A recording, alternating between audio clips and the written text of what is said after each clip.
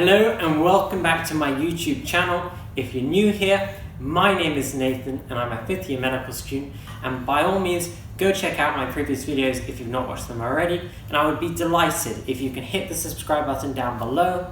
So this is my 5th vlog and will just be one on what it's like to be a student living in halls. If you've watched my previous videos, you would know that I just came out of isolation and I shared my tips with how to get through isolation in my previous video. But not a lot has changed since my last video. I'm still learning from medical school in my room. Why is this? Well, this is because I'm currently in an off-ward section of my timetable. So what they've done is they've got the big rotations like psychiatry, like obstetrics and gynecology, and they've split it right down the middle. So like 3 weeks you spend in the hospital, and then you rotate with another bunch of students, and then you spend 3 weeks outside of hospital whilst they go in hospital. It's because of the COVID situation. They're trying to reduce the number of medical students in the hospital at the same time. So join me in this vlog and find out more about what it's like to be a medical student living in a halls of residence. And where's there a better place to start when talking about living in a halls of residence than starting with food? So the great thing about living in halls is there's the option of not having to cook at all. So we get free breakfast, which is a great range of cold and hot food every morning, so that's something to look forward to. And something that I really love about living in halls is the community that you have there. And in my case, it's a very international community at the halls that I live at. You form such close bonds, you do so much with them, and pre-COVID times there were so many different activities sort of to do, like karaoke and like Valentine's parties, Christmas parties. But now of course you can still have a lot of fun just outside and socially distanced. So this was us building a snowman on Sunday when it snowed, which was great fun.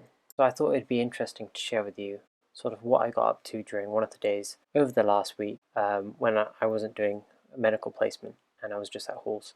So follow me through the day. It's currently just past 9 o'clock and I'm in the kitchen because I've just had my breakfast.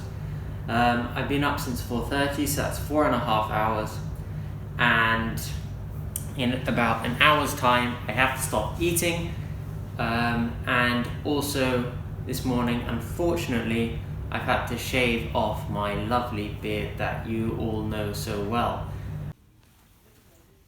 Okay, so I mentioned earlier that we would be required to not eat for an hour today, and also that I had to shave off my beard, and that's all because today I was scheduled to be fit tested.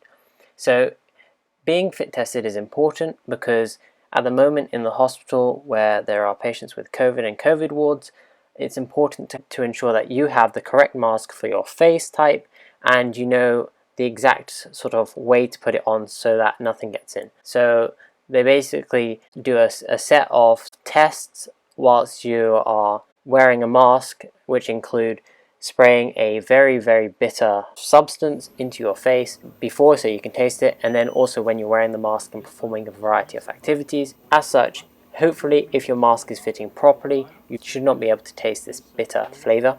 Unfortunately, for me, once I've tasted it, the taste hasn't really gone away all day, so that kind of sucks. So that's what the fit testing involved today. Okay, kind of tired now, so I'm off to go get a coffee from Cafe Nero. So I got a hot chocolate in the end, principally because... Why not?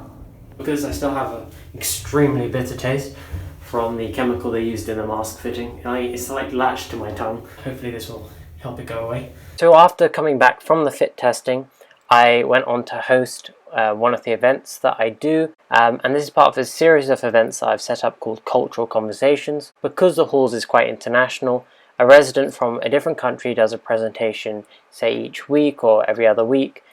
We learn a couple of words as well from their native language, and we watch a movie from that country. So it's a really interesting experience. This particular presentation was with Trajan, who's a resident from Nepal, and their presentations are done of course over Zoom to a large number of residents at halls.